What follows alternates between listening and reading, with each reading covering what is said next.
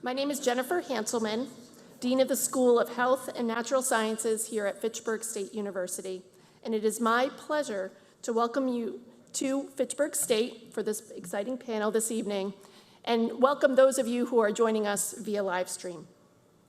We are joined tonight by members of the Fitchburg State community, including students, faculty, staff, and our Vice President and Provost, Pat Marshall. I would also like to extend a thank you to FATV for live streaming this event, and to Shane Rhodes from the Sentinel and Enterprise for also covering this event and sharing it with the community. Thank you to Citizens Climate Lobby and all of those who were involved in planning this wonderful evening.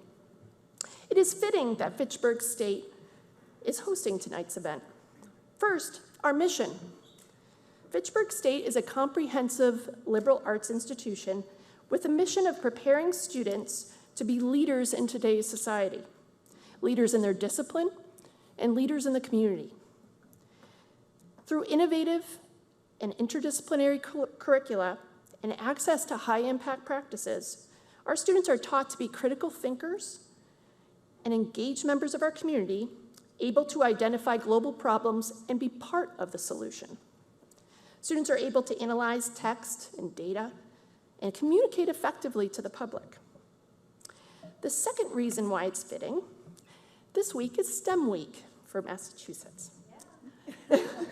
It's the 5th annual STEM Week, highlighting the collaboration between PK-12, higher education, industry, and the community as we reduce barriers to students pursuing STEM careers and focus on STEM literacy. This panel provides an opportunity for students, faculty, staff, members of the community to discuss that interaction between science and policy. My background in science is actually in paleoecology. I studied how climate change in the past affected plant communities as we think about the implications in the future. We all know that climate change is a global issue, which makes it very challenging for all of us to identify what our role is as citizens, students, parents, educators, employers, and policymakers. Tonight, the panelists will share intentional efforts to do this important work collectively and through the passage of climate-related legislation. It is through this learning and dialogue that we can all make progress necessary to navigate a changing planet. It's my honor to now welcome the distinguished panelists. Representative Lori Trahan. Congresswoman Trahan grew up in a working-class family in Lowell and was the first in her family to graduate college. Since being elected in 2018, she has proudly represented and advocated for all of her constituents in Fitchburg and the rest of the 3rd District, most recently voting to pass the Inflation Reduction Act, which we are discussing this evening. Massachusetts Undersecretary of Energy and Climate Solutions, Judy Chang, is on her way, and she will join us, and she has been appointed the Undersecretary for the Baker administration in June of 2020. She's an energy economist and policy expert in electrical engineering with over 20 years of experience advising science and energy planning. She's also a founding director of the New England Women in Energy and the Environment. Mr. David Melly. Mr. Melly is a legislative director at the Environmental League of Massachusetts, an advocacy organization on Beacon Hill. Prior to joining ELM, he worked for the Massachusetts House of Representatives for over 6 years on issues related to energy and the environment, transportation policy, juvenile justice reform, and water infrastructure. Our moderator tonight is Mr. David Radu. Mr. Radu is a Fitchburg resident and an engineer at MIT Lincoln Laboratory, where he is part of an effort to expand climate-related research and development. He founded the North Shore chapter of Citizens Climate Lobby and has been active with the organization since 2013. Thank you all, and now I turn it over to David.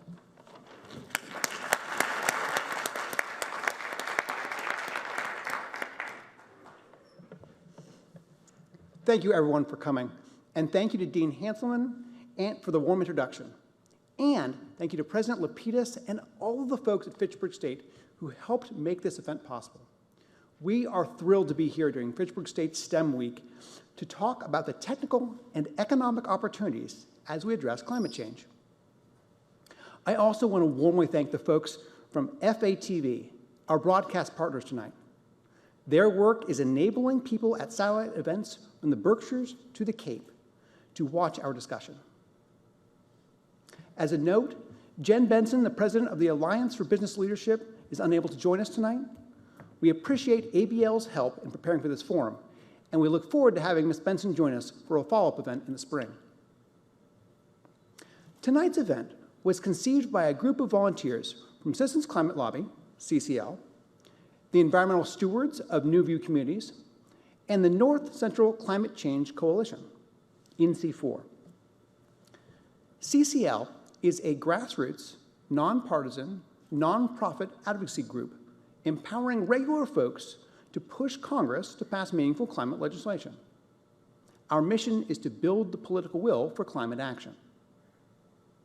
New View Communities is a North Central Massachusetts nonprofit that takes a holistic approach to local development. The environmental stewards are part of New View's efforts to train and support local community leadership in the 22 communities it serves. NC4's mission is to foster and strengthen regional efforts to combat climate change through shared projects, educational efforts, best practices, and informing state and federal legislation. For the past year, municipal officials and civic leaders from the 3rd Congressional District and some adjoining communities have been meeting monthly to create NC4. They have now formalized their efforts and are welcoming communities and organizations to join them. Now let's take a moment to set some objectives for this meeting tonight. I want to set the audience into a place where you know what to expect. First and foremost, we want to celebrate a bunch of really big, meaningful climate bills that have passed in the last year and a half. And we want to inform you, the public, about the contents of these bills. Primarily, we're going to talk about the bipartisan infrastructure bill from last November, the Inflation Reduction Act from August, and the state clean energy and offshore wind bill, also passed in August.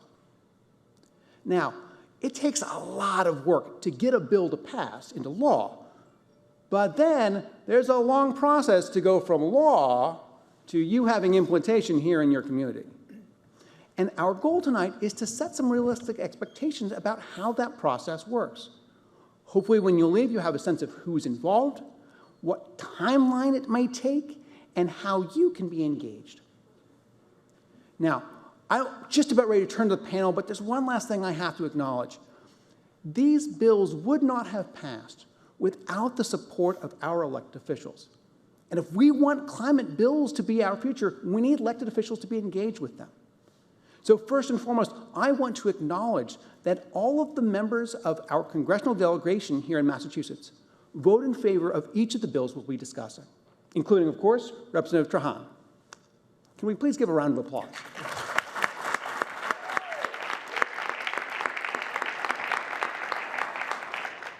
Similarly, at the state level, we had a bipartisan bill pass that could only have passed with the support of our elected officials. So I want to call out our state representatives and state senators, including Mike Kushmerek, who's here from Fitchburg tonight.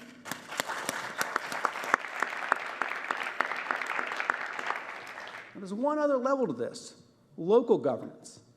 These bills didn't pass because of local votes, but undoubtedly local elected officials have pushed our state and federal agents to act. So if you're a local elected official, please raise your hand. Yeah, we've got a handful tonight. Excellent. Hopefully, by the time we leave, we'll have some new information for local officials as well about ways that our communities can engage in these issues with the new funding and new programs that are coming out from the bills. That's enough of an intro. So I'd like to turn to ask some questions of our panel. And I'm going to start, having described some of these bills, with Representative Trahan. Can you tell us a bit about some of the climate policies in these recent federal bills that you are excited about for the state of Massachusetts? Well, first of all, thank you, David, for the question. Thank you all for being here. I think what David said right at the outset, that these bills don't happen, they don't get passed, they don't get the momentum without our climate activists, with all our partners on the ground, really shaping what's in them and their passage. So thank you all for leaning in and making sure that we get this first round of climate bills passed. We know we have more to do, and we're committed to that. So I'll tell you, there's a couple things I'm excited about, and you know, for once, you have to bring a book to these types of panel discussions, because if we're talking about the bipartisan infrastructure law, the Inflation Reduction Act, the CHIPS and Science bill, which I'll touch on a bit, I mean, these are massive bills. There's a lot to them. And I'm so fortunate that I've got a team of people that are going through all those details so that we can make it consumable for all of our state and local partners so that we can get as much benefit to this part of the state. So right here in north central Massachusetts, Devons to be exact, Commonwealth Fusion Systems is building the first commercially relevant net energy fusion device. Professor Hanselman will keep me honest here, but during fusion, light elements such as hydrogen fuse together to make helium, releasing enormous amounts of energy. Now, this is not just a momentous engineering feat, but it's also done very safely. That Commonwealth Fusion Systems is building a manufacturing facility for high-temperature superconducting magnets. That is construction and STEM jobs right here in the 3rd Congressional District. Congress has supported investments in this technology through recently announced milestone-based fusion development program, which I helped create, but we didn't stop there. Between CHIPS, the Inflation Reduction Act, and the infrastructure bill, we're going to see even greater investments in clean energy sources like fusion in the coming years. In this region, in the state, this state is going to be central to all of it. In fact, CHIPS and Science funds these programs through 2027 and includes a new authorization of $50 million for fusion materials research alone. The Inflation Reduction includes $1.5 billion for the Office of Science, which includes fusion energy. And not only are these funds going to enable cutting-edge research and development, but they will drive job growth throughout our communities. In terms of, how much time do I have? Oh, you're good. Okay, good. Because there's a lot to be excited You're the star. about. I mean, you guys are the stars. I'm just window dressing. Go.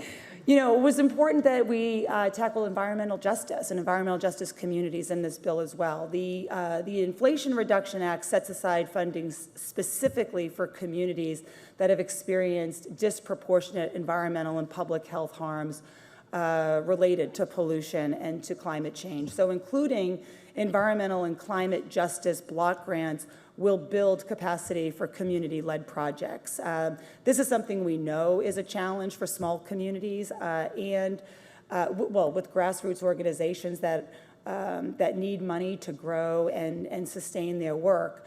Another part of the IRA I'm really excited about is the reinstatement of the Superfund tax. In addition to raising over $1.1 billion, this tax requires oil and gas companies to pay a tax for producing toxic chemicals that we know pollute our environment. And this is important as it ensures that Superfund cleanups will have a guaranteed stream of funding for years to come. Historically, Superfunds have been located in environmental justice communities. We have them in Lowell, the W.R. Grace plant in Acton, Fort Devens. We've got landfills in Haverhill. They're all over. And the Inflation Reduction Act includes, in addition to that $1.5 billion to do simple things like planting trees and expanding green spaces in cities, which increases recreation opportunities. It lowers our electric bills, and it reduces heat-related illness and death. So these are just a handful of examples, but there are so many programs that we'll talk about tonight that are designed for towns and for environmental justice communities like Lawrence, like Lowell, like Fitchburg. So I know we're going to go into more of those later, but those are a couple things that I'm excited about, because when we talked about building back better than ever before, we really put our those words on paper through legislation that got to environmental justice. Thank you so much for that answer, and I apologize because I'm going to immediately come right back to you. You started by talking about fusion, and I know that's an issue that gets you incredibly excited. But I want to follow by asking, are there any other under-the-radar climate policies in these bills that you are particularly excited about for Massachusetts? Well, certainly. I mean, there's a whole host of things that are for consumers, right? I mean, we're finally giving the rebates and the subsidies to consumers to weatherize their homes, to purchase heat pumps, to buy eco-friendly appliances. And the burden is on all of us to make sure people are aware of those so that they can make those investments in their home and save, especially as we head into this winter. We must be making folks aware of those investments so that we can set them up for reduced energy bills this winter and beyond. The reason why this is such a monumental bill, the biggest climate bill we've ever passed in the history of Congress, is because all the incentives that we put in place for green manufacturing, right? We put those incentives in place so that we can clean up our manufacturing floors, that we can move toward electric vehicle fleets, rather than fuel combustible fleets, which have been harming the planet for so long. So I think we can continue to break down.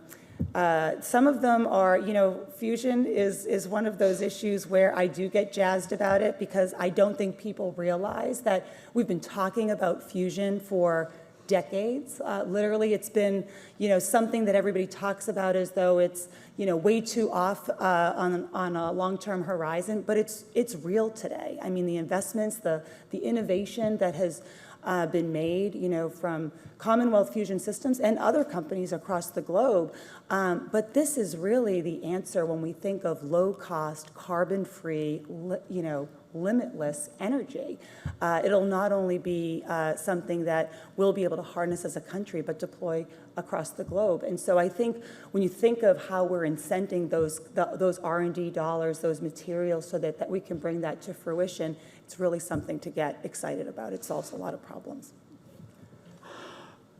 Your excitement is infectious.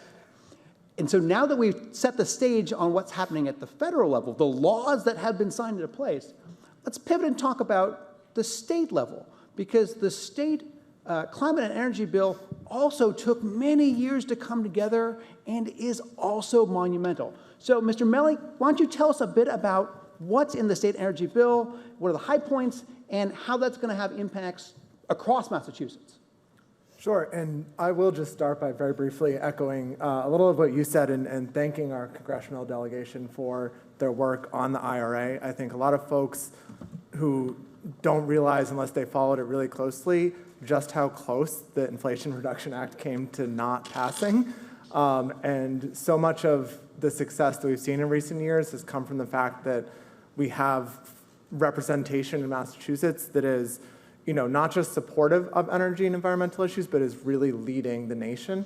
When I talk to advocates from other states, they're very jealous that I have, the Massachusetts delegation, because they're the folks who are very much out in front of these issues. So have to say thank you on that.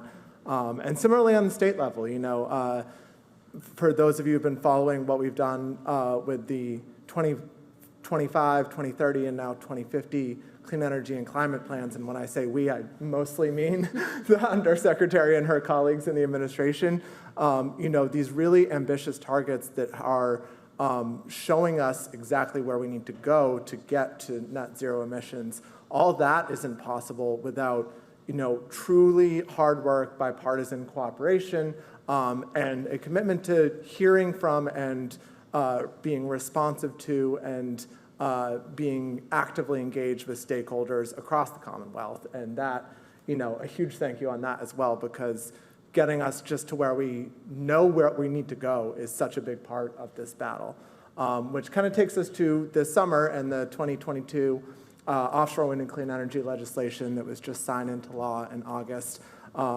There are many pieces of this law that kind of essentially act like the next step from our 2021 roadmap law. We set out officially in statute, this goal, we're going to get to net zero by 2050. Now the question becomes, How do we get there? And we're starting to find the answers to those questions. We're starting to pass policies that move us in that direction. And with one of the foremost experts in the Commonwealth on exactly how we're going to do that sitting next to me, I don't want to steal too many of the dirty details, but the long and short of it is historic investments in offshore wind, which is not just going to grow our economy and making Massachusetts a national leader in a growing energy sector, it's also going to provide immense capacity and stability to our electric grid. When we look at all of the headlines we've seen recently on what the utility bills are going to look like this winter, which is really challenging for so many residents.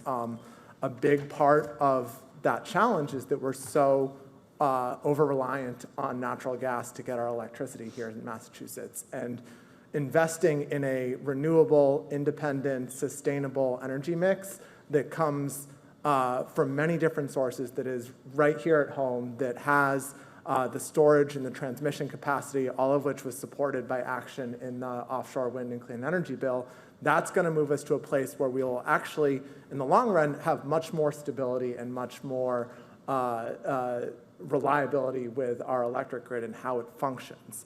The other big piece of the many that I did want to highlight is just how much we've done to begin the process of decarbonizing our transportation sector. We know that, I hope I'm not misquoting the latest number, but it's something like 750,000 EVs we want to have on the road by 2030. How do we get there? We increased the incentives on the state level. There's also incentives in the federal Inflation Reduction Act. The long and short of it is that if you are maxing out on all the different incentives you can get, you're looking at like $10,000, $11,000 off the sticker price of an electric vehicle. And for so many people, that takes it from this isn't really an option to this is absolutely competitive with any of the other vehicles that I'm going to get.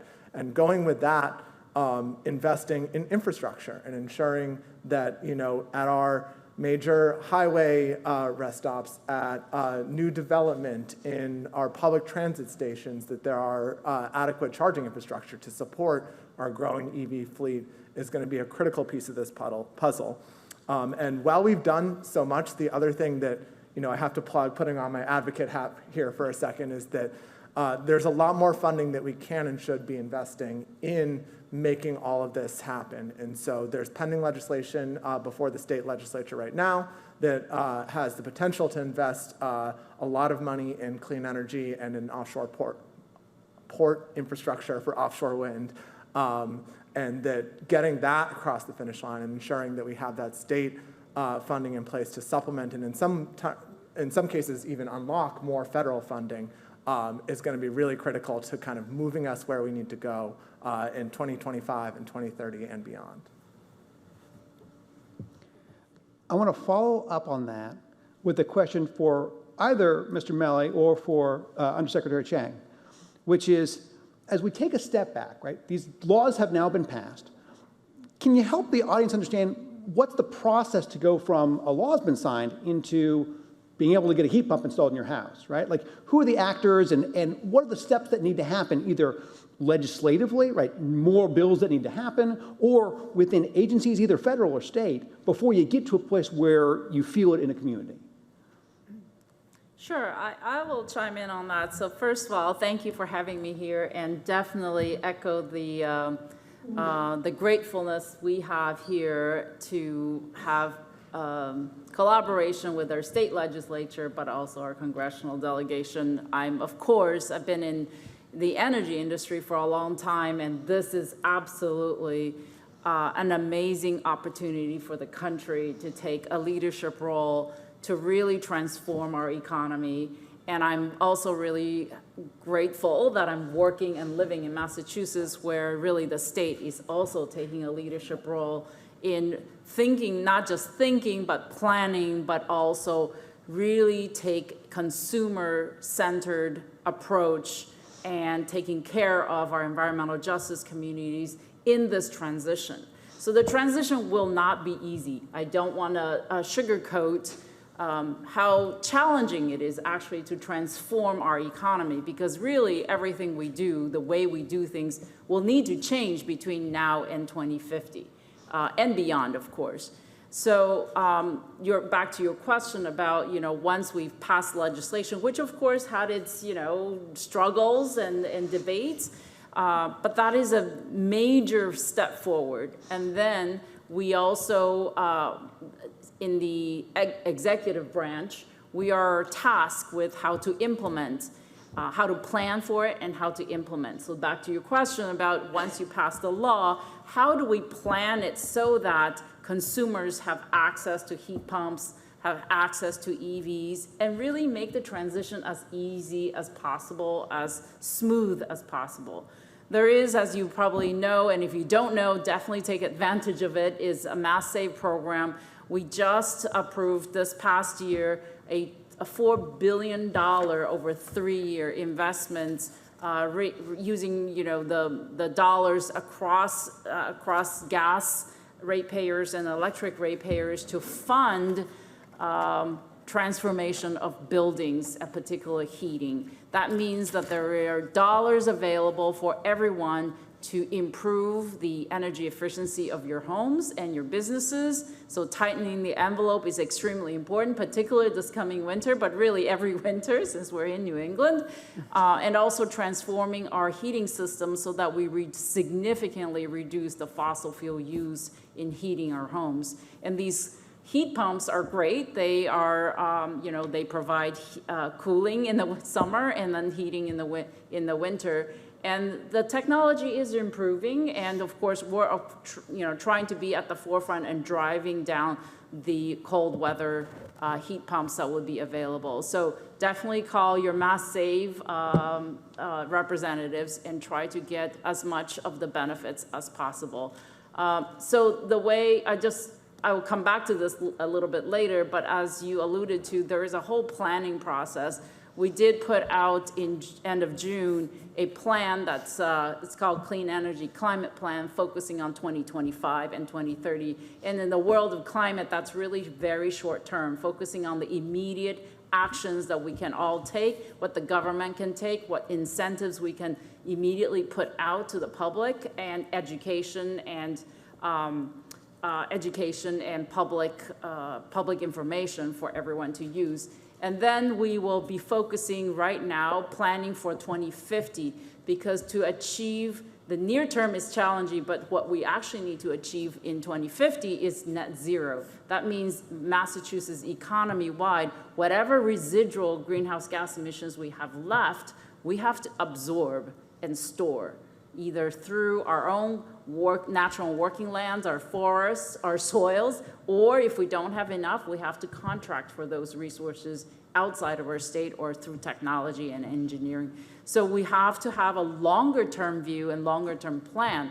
And one of the things I want to highlight, and I'm sure we're going to come back to this, is when you start thinking about both near term and short term, is to really think about the people that we need to do the work, because we can't get there without the people doing the work. And that means we need to train workers of all types in all ages. We need to start with our education system. We need to create career paths for not just the people who are already in the business today, but also career paths for the younger generation, so that the clean energy and clean technology is actually a path for future workforce. And so I'll pause there, and I'm sure there'll be more opportunities to discuss this. Well, I'm going to take that thread and jump ahead to Representative Trahan. Within these federal bills, what kind of workforce development and job training programs were included? CHIPS, bipartisan infrastructure. What programs are in there, and how can folks start to be thinking about connecting to those opportunities? It's a great question. I mean, it is hard to overstate the incredible potential for job creation that's in all three of these bills. And the administration's original vision of all of these investments was to create more pathways to great paying jobs. So there are provisions in all of these bills aimed at ensuring a strong workforce, and particularly in particular, a green energy workforce. So the tax credits in the CHIPS and Science and Inflation Reduction Act come with prevailing wage requirements for local construction, and they support apprenticeships. Additionally, there are funds specifically for training workers. The CHIPS for America Workforce and Education Fund includes $200 million to jumpstart development of the domestic semiconductor workforce. CHIPS authorizes $13 billion in funding for STEM education, including scholarships, fellowships, traineeships, to create workers in critical fields. The Office of Science funding at DOE authorizes the development of a scientific workforce through programs that foster collaboration between K through 12 students, university students, early career researchers, faculty, and our national labs. And many of the energy investments in the Inflation Reduction Act are paired with workforce development. For example, the $300 million for grants to states and municipalities to adopt energy-efficient building codes also covered funding to provide training and enforcement programs to achieve, full compliance. The $400 million for competitive grants to states, municipalities, tribes and nonprofit school transportation entities to replace heavy-duty vehicles with zero emissions, workforce development and training to support the maintenance, the operations, and the charging, fueling, and eligible uses for our funds for those programs.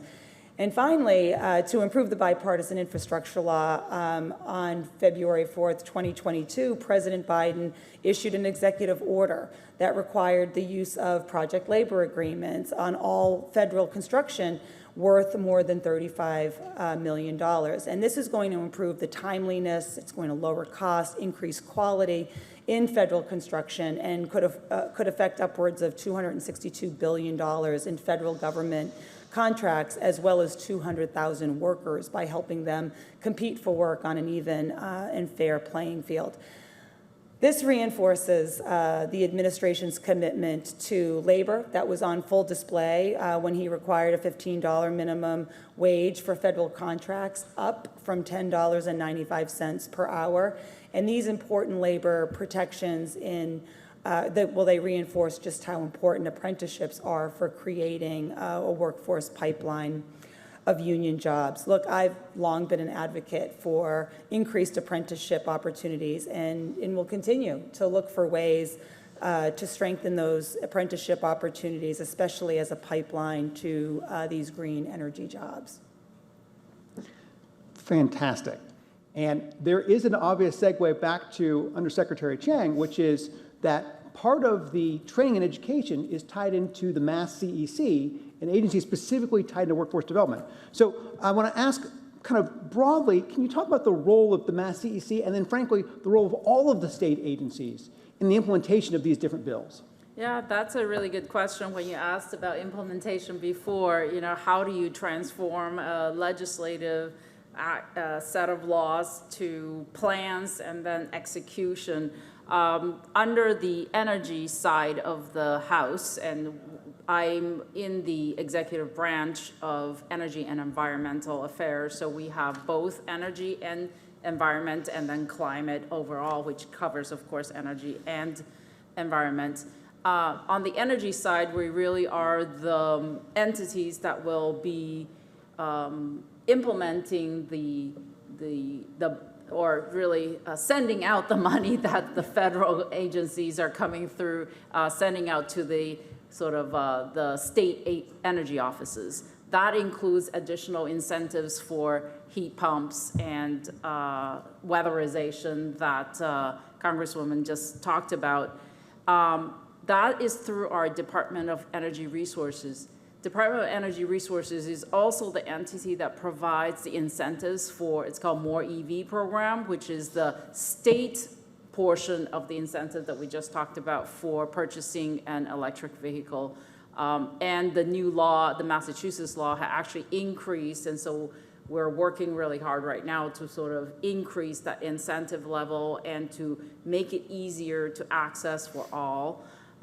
So that's Department of Energy Resources. And then there is the Massachusetts Clean Energy Center, which is essentially a economic development agency that's working on clean energy, so associated with workforce training and working with all the universities, colleges, and different schools, and have apprenticeship programs and internship programs. The whole effort is to increase the investments in our economy associated with clean energy. Now, Clean Energy Center has been there for a long time. I would say at least maybe 15 years. Maybe a little bit less than that, but it has ramped up in the beginning when we just started to have solar, all right? And solar was still very expensive.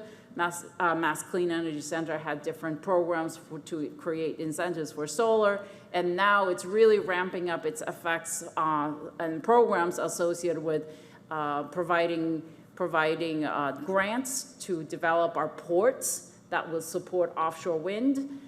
Because as we revitalize our port areas, those will be used and to really facilitate the offshore wind development. They're also the entity that will be helping with the training associated with workforce that's associated with offshore wind, working with Maritime Academy and many of the other universities and colleges and really schools and training programs to make sure that we train the people right here when we are developing thousands of megawatts of offshore wind. We cannot afford to not have the workforce right here. And these are really great paying jobs for men and women. And if you don't want to be, like reimagine careers, right? Reimagine careers like actually be on platforms in the ocean working and maintaining our offshore wind facilities, which is really interesting. I know maybe not everybody loves the ocean as much as I do, but I recently visited the offshore wind facilities in the North Sea of Germany and really talked to the ministries in Germany to understand how they develop their workforce, but also how they develop their sector, the offshore wind sector. And, for the longest time, I've been in the offshore wind space for a long time, and for the longest time, we thought the first few projects, which we're now in the midst of developing and building, we will rely on European technology, we will rely on European workforce, because we need the people who know how to build these things to come over and build these and possibly maintain them. Well, guess what? They have a workforce shortage right there. So let's not rely too much on the Europeans because they have their own needs, especially with the war in Ukraine. They're really accelerating. Both Germany and Netherlands and the UK are accelerating their offshore wind development. So we really need to work very hard in accelerating our own training and bring these careers right here along the East Coast, not just Massachusetts. But again, Massachusetts has always been the trainer of the country, and we're well poised to do this. So we're not only training people to work on the projects Massachusetts purchased, but really up and down the East Coast. So I think this is a great opportunity for Massachusetts and really the country.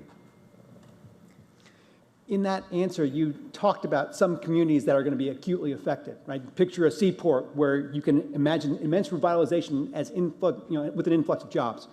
So, Mr. Melly, I'm going to pivot to you, thinking at the community level. So for the folks out here who are elected officials within their communities, or the folks who want to talk to their elected officials, how should we think about how local communities can engage with these bills, can get access to funding, and can plan out projects as funding starts to become available? Sure. So kind of in a perfect segue from what the Undersecretary was talking about, particularly as you're talking to your state legislators and you're looking at, what can we do to ensure that this funding is available and available quickly. All those state agencies that we just talked about need to be adequately funded. They can't give you the federal funding if there aren't the staff to handle the applications, to have the capacity to actually get this money out the door. So at ELM, we lead a coalition called the Green Budget Coalition, and we're working on expanding from what we sort of think of as traditional environmental spending items like the Department of Conservation and Recreation to agencies like the Department of Public Utilities, because there's such a growing need for just staff capacity to handle so much of the work that we're essentially, asking of them now. And, when we talk about the weatherization, the heat pumps, to go back to that, that needs to be administered on the state level. And so communities need to, push for robust funding on the state level for energy and environmental agencies, so there actually are the people in place to handle the influx of demand. Similarly, on the community level, many communities, participate in the already, very popular programs. Green Communities is probably familiar to folks. The Municipal Vulnerability Program. If your community is not already in either or both of those programs, they definitely should be. Another thing that many, but not all communities have, are local sustainability coordinators, which is a position that typically looks at how to harness all of this funding that's available, to do some of the kind of proactive work to engage with the state and federal partners to secure that funding. Oftentimes, cities and towns, even small ones with small municipal budgets, find that that position pays for itself over and over again in terms of the amount of funding that a local sustainability coordinator is able to help secure. And then the last piece I will just say is just thinking and planning holistically. We have to really, as the Undersecretary said, completely transform our economy in every aspect of our lives. And so, all of these decisions that happen at the local level, big and small, whether you're, putting a new boiler in your high school and have to work with the Massachusetts School Building Authority, if you're repaving a parking lot, could we maybe get some charging infrastructure in there?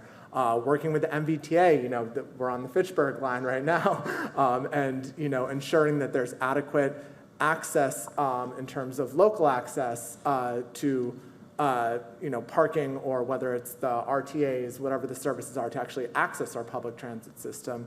All those are areas where there's so much opportunity to work together on the local, state, and federal levels to really kind of flip the switch a little bit, and instead of reacting to all these problems that we have, kind of think a little proactively about how can we plan for the green economy of the future.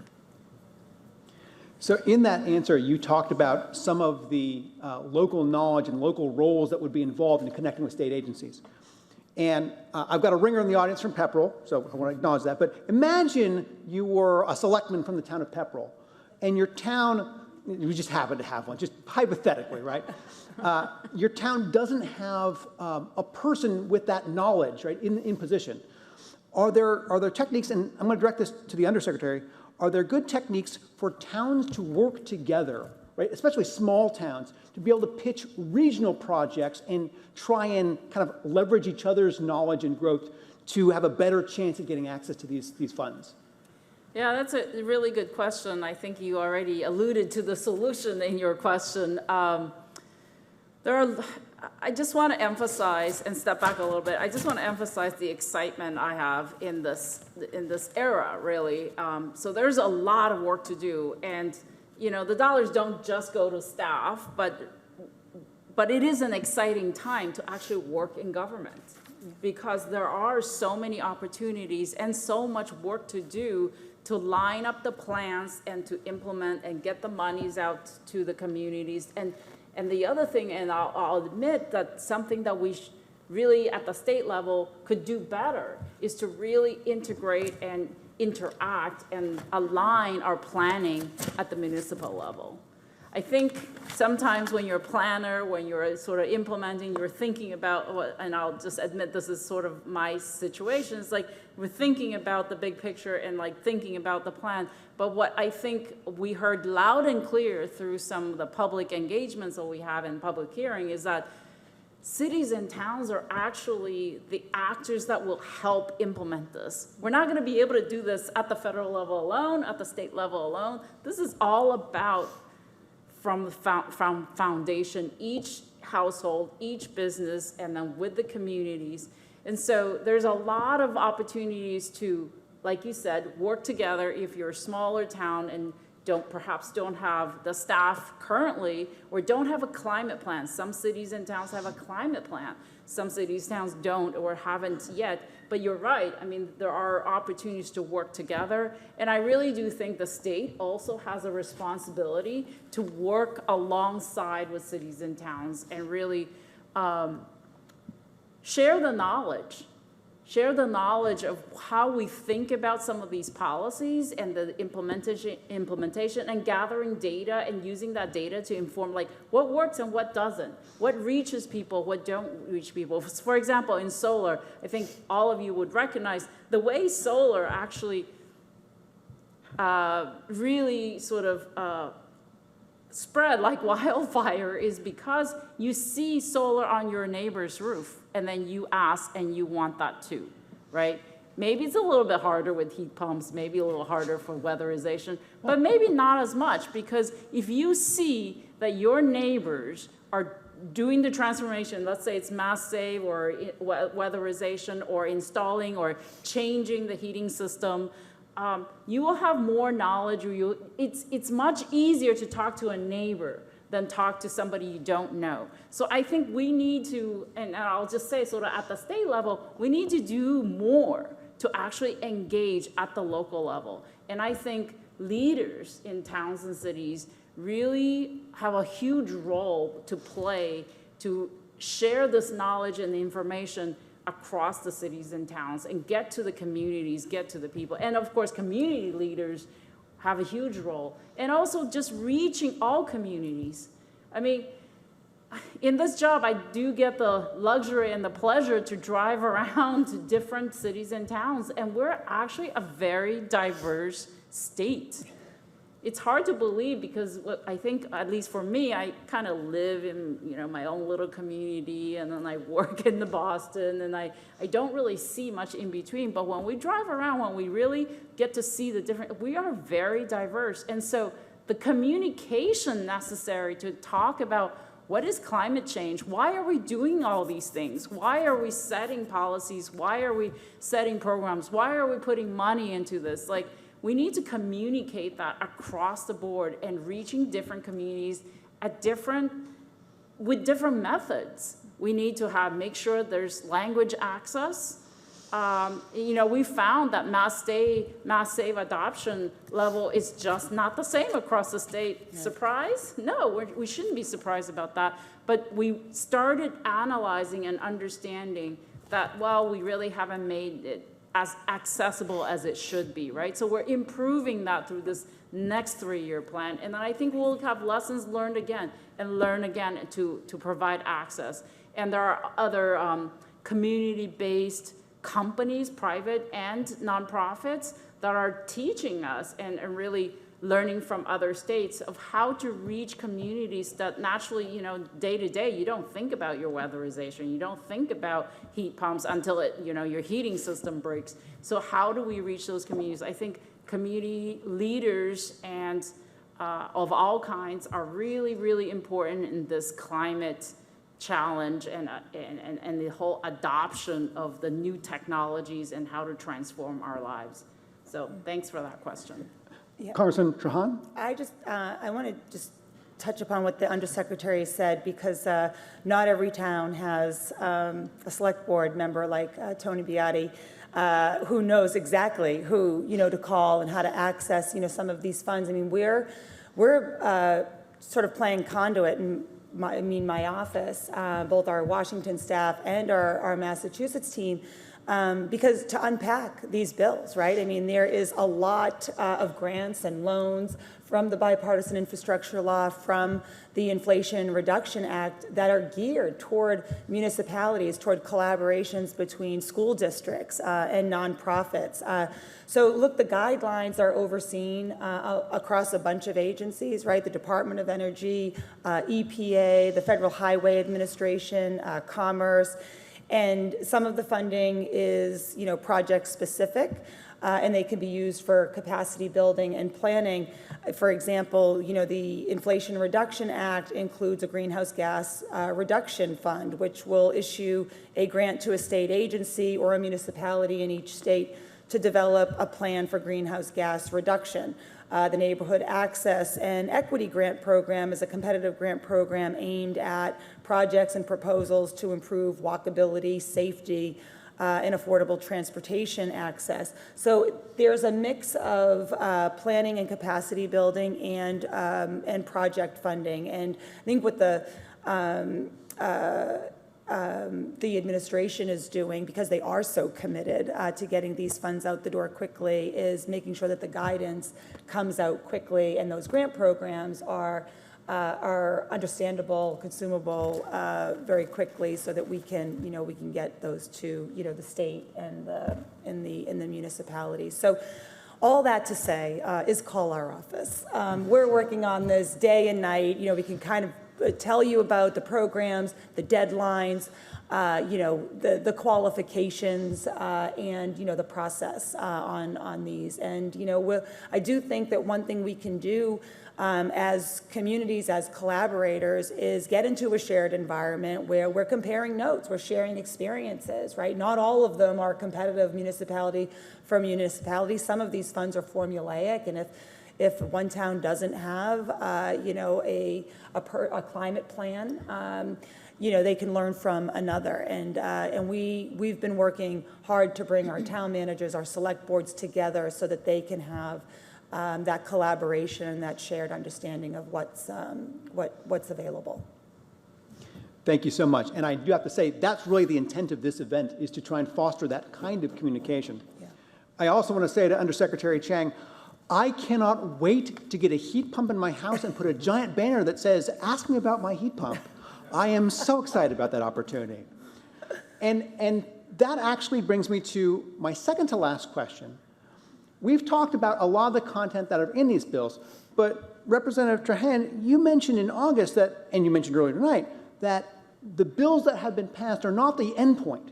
They are a stepping stone, that there's more policy that needs to come out for implementation. So I'm going to open this up to any of you. What are the obvious gaps that we need to fill up in the near term to try and make sure we will get the most out of the bills we've already signed? Well, I'm going to start because, one, the implementation is so important. We all talked about workforce, developing the expertise and the capacity very quickly. When the Undersecretary was talking, I was thinking about the trip that I took to the Ukrainian border earlier this year.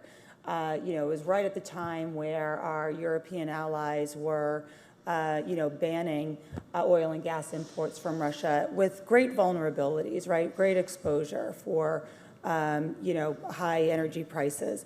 And there's so much I could talk to you about that trip, but one of my huge takeaways was they want to transition off of fossil fuel yesterday, right? They do not want to be beholden to Russian oligarchs like Putin, but they don't, or to big oil, right? The volatility is hurting everybody, right, at this moment.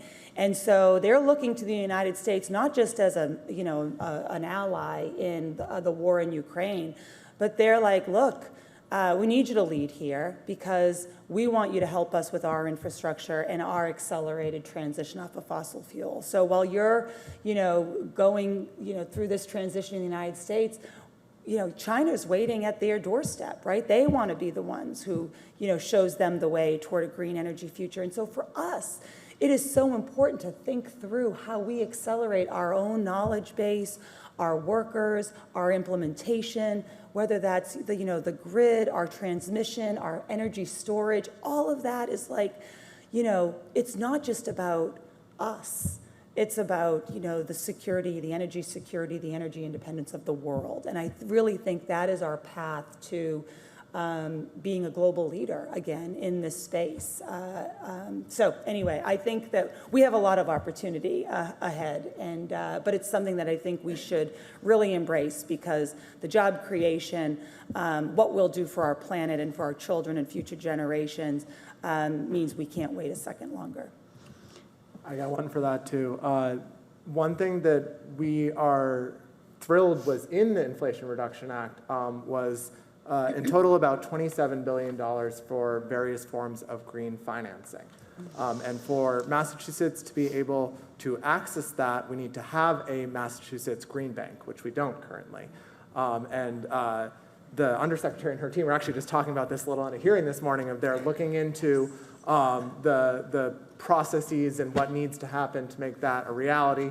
The city of Boston is also looking at this, but this funding is not only time limited, a lot of it has to be out the door in something like 18 months or September 2024, but it's also competitive. There are 14 states already that have green banks, and it can provide immense return on investment in terms of the amount of capital we're able to generate for projects, particularly in the commercial industrial space where things are larger scale, the financing is a bit trickier, you need a little help to kind of make the math work on green financing of some of these projects, particularly in the building decarbonization space.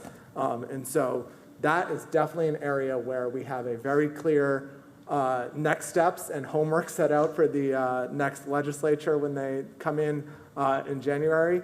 There's an opportunity that is very much time limited that we are going to be really pushing the next administration and the next legislature to act quickly on so we can get a piece of this federal funding that is available. Yeah. All right, I have one last question and about 60 seconds to ask it. The Affordable Care Act was passed in 2010, and it took until 2014 before people could get insurance. So 4 years for implementation. And that was a really big bill. The IRA is also a really big bill. Now, by comparison, the bipartisan infrastructure bill was passed in November. We're starting to see projects happening, I think, as early as now. So recognizing that a lot of these details aren't baked yet, can we give the audience any sense of what kind of timeline for implementation on some of these big pieces? Yeah, I'll start. I mean, I think the great news is that we've already seen incredible amount of money flow to the state of Massachusetts. I mean, this past year, Massachusetts received $188 million for water infrastructure products. This allows us to replace our, CSOs, our lead pipes, deal with PFAS, and so many other things. And incredibly, we can expect that level of funding for the next 5 years. We've used funding from this bill to fund, road and bridge construction programs. Some of those have already been announced. For those of you familiar with the temporary work bridge that's been in Lowell for 40 years, that is going to be replaced, and that is $170 million. But there are also bridges right here in downtown Fitchburg that are on the list to be replaced. So that is, those funds are already starting to hit Massachusetts, and they will continue over the course of the 5 years. There are a lot of programs in the Inflation Reduction Act.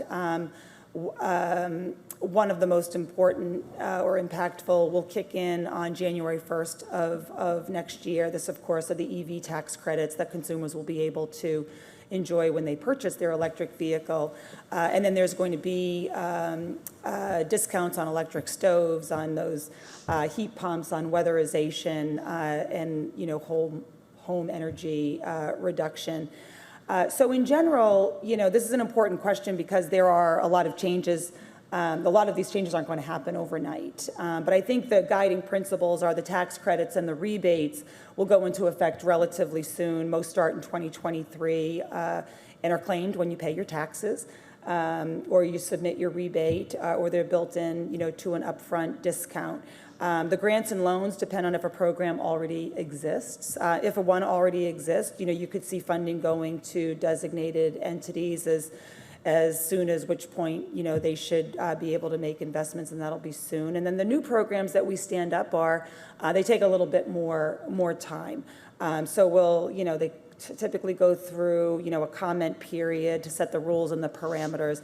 But I will tell you what, I'll just emphasize again, my team and I sort of stand ready to kind of help you navigate through that process. And I think the one thing that this administration has proven since taking office on day one of these are priorities, right? And the clock is ticking. And so these agencies are moving very quickly to get these programs stood up and funded and into, the hands of those folks who can use them like you. Thank you so much to all of our panel. It was fantastic being here tonight. And in recognition of the fact that we're on TV and have 1 minute left, I'll make my closing remarks brief. For those of you who are here, there are 4 actions we want to encourage you to take. First and foremost, vote in the upcoming election and consider being a climate voter. It should impact your decision making. And if you aren't already registered, you can register up to October 29th.